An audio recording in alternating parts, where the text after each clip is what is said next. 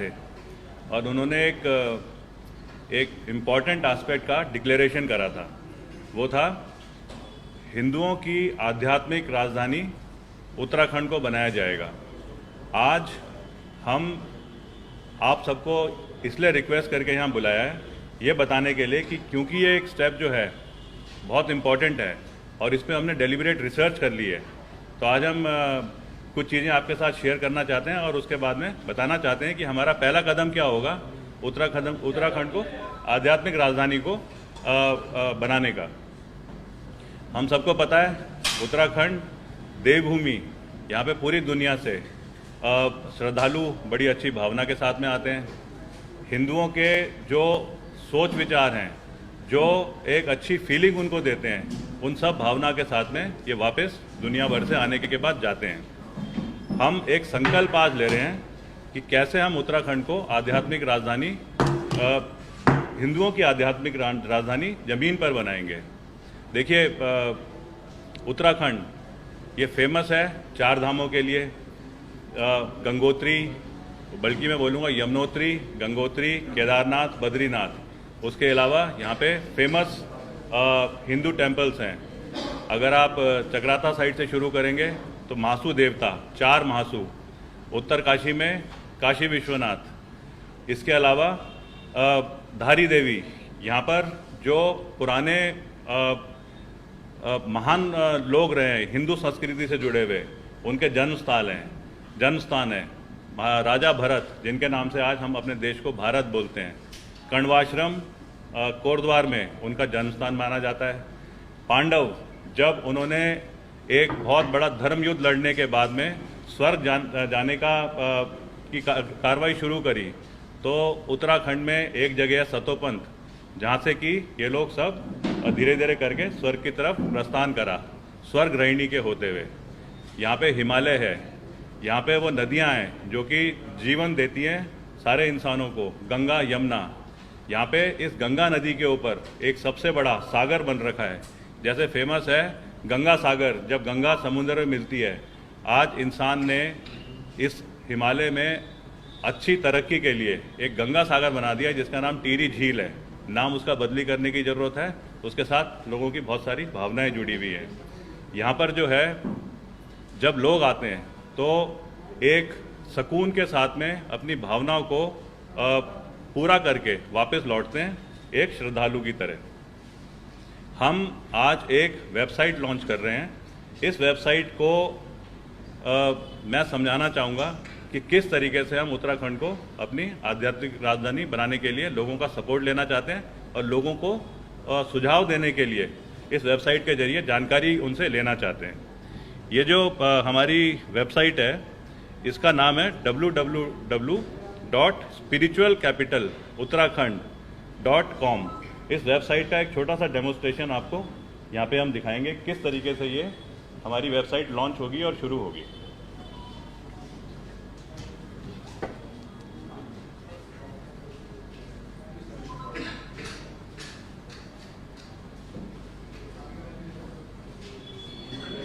इसमें अपने डिटेल भरने के अलावा तो नीचे बैठ के कर ले, आज यहाँ इधर लगा ले चेयर। अपने डिटेल्स भरने के अलावा इसमें कॉलम दे रखा है जिसमें हम सब लोगों से चाहते हैं कि वो प्रैक्टिकल सुझाव अपने अपने इलाके को देखते हुए, यहाँ पे जो उत्तराखंड में जो देवी देवताओं को अलग अलग नज़रिए से देखा जाता है, उन फीलिंग को हमारे साथ शेयर करें, ताकि हम उनको एक लीगल तरीके से ऑर्गेनाइज करके, और जो हम बोल रहे हैं कि यहाँ की जो उत्तराखंड आध्यात्मिक राजधानी, उसको बनाने में और हमारे को एक स्ट्रेंथ और ताकत मिले। हम चाहेंगे कि इस वेबसाइट को आप अपने रिश्तेदारों के साथ, अपने दोस्तों के साथ भी शेयर करिए, ताकि हमें ज़्यादा से ज़्यादा इनपुट आ सकें। और जिस चीज़ को हम बोल रहे हैं कि उत्तराखंड में राजधानी बनाने के बाद, आध्यात्मिक राजधानी बनाने के बाद एक अच्छा रोजगार का जरिया हम और डेवलप कर पाएंगे, उसको हमारे को मदद की ज़रूरत है। थोड़ा इसको दिवेश समझाते रहेगा वर्ड वाइज। गांव, इसमें आपको अपना नाम डालना है, मोबाइल नंबर डालना है, गांव वार्ड का नाम डालना है और विधानसभा चुननी है। और इसमें एक स्पेशल कॉलम है जिसमें आप अपने सुझाव भी दे सकते हैं कि उत्तराखंड को स्पिरिचुअल कैपिटल अगर हम बना रहे हैं तो उसको उसमें आपके क्या सुझाव है। फिर इसका समर्थन करेगा बटन आप दबाएं तो उससे आपके पास आ जाएगा।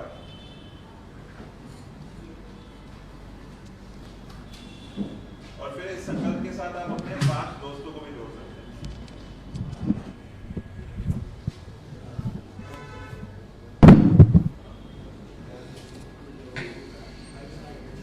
ठीक है, अब एक वीडियो भी है, वो भी हम दिखाना चाहेंगे।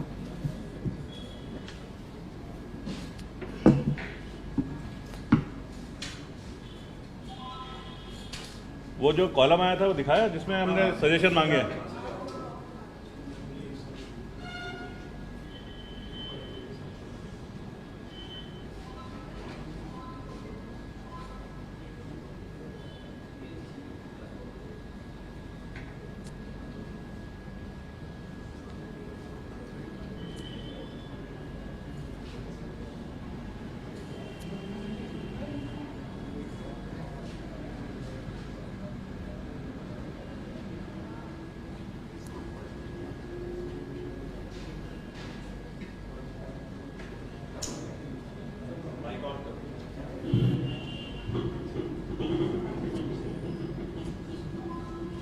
आप वीडियो चलाओ।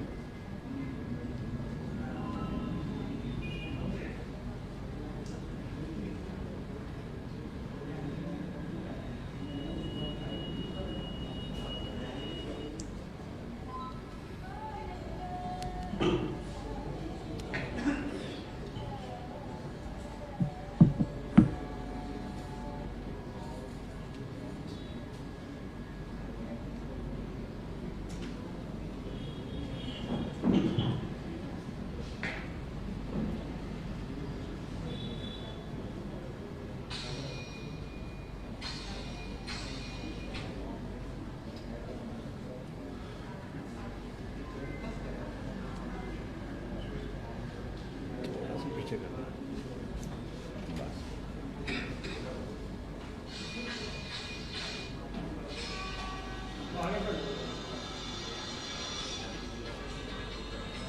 आशु।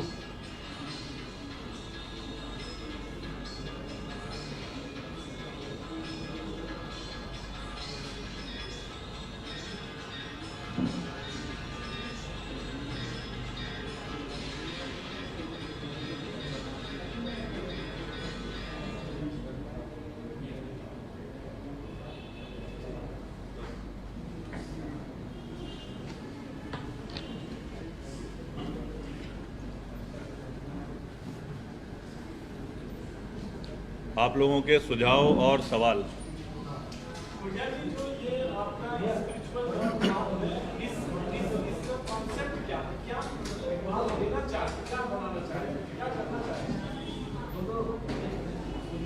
देखिए यहाँ पे उत्तराखंड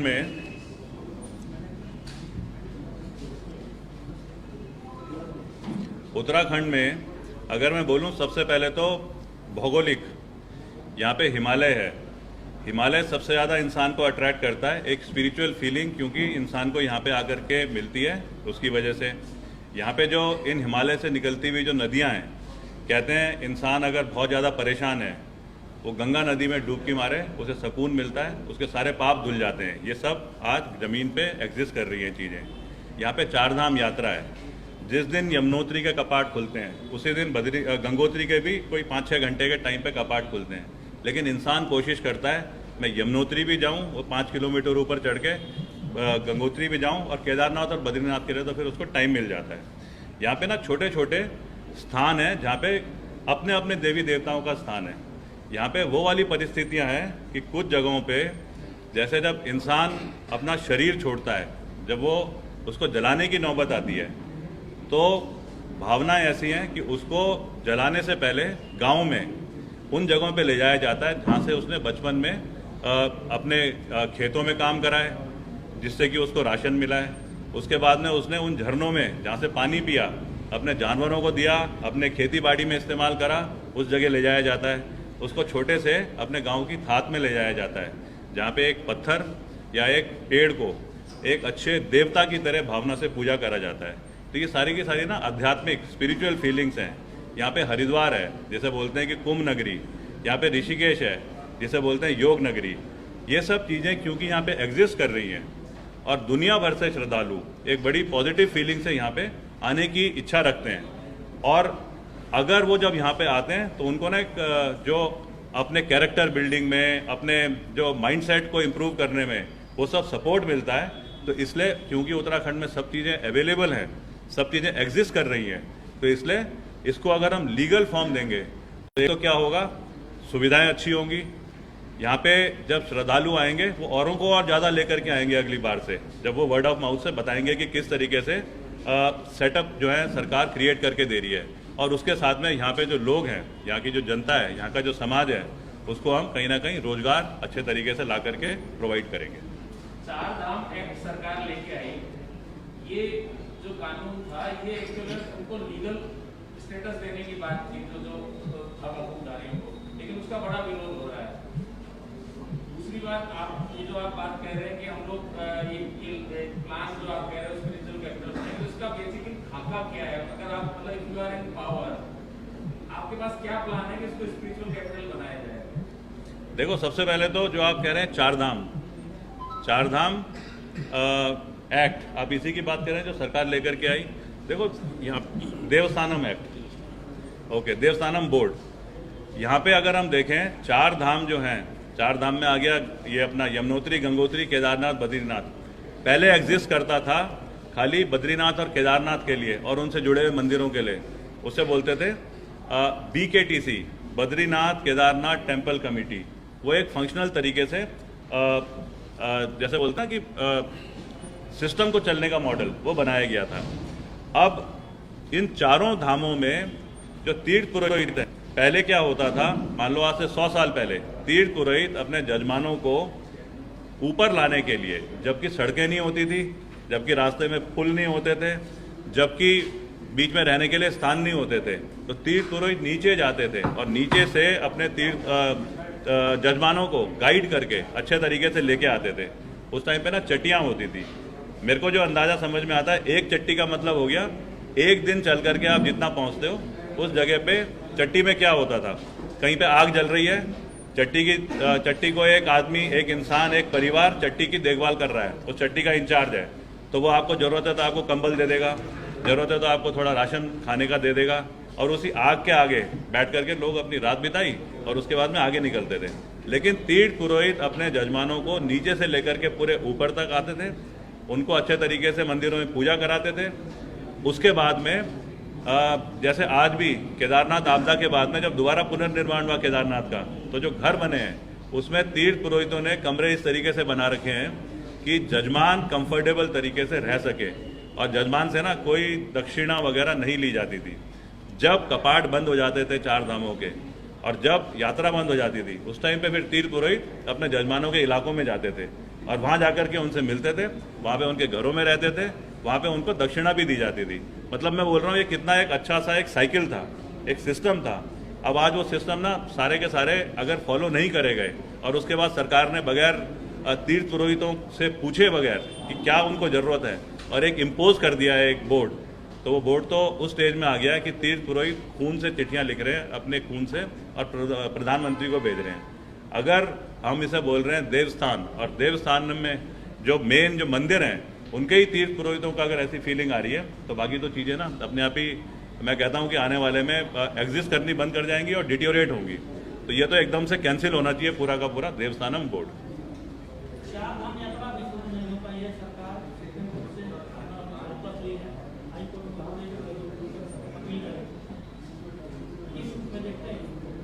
देखो 4 धाम यात्रा अभी शुरू नहीं हो पाई, बल्कि पिछले साल भी नहीं चली, और 4 धाम यात्रा से तो सारा रोजगार उत्तराखंड का बहुत बड़ा जो समाज का चंक है उसके साथ में इन्वॉल्व था।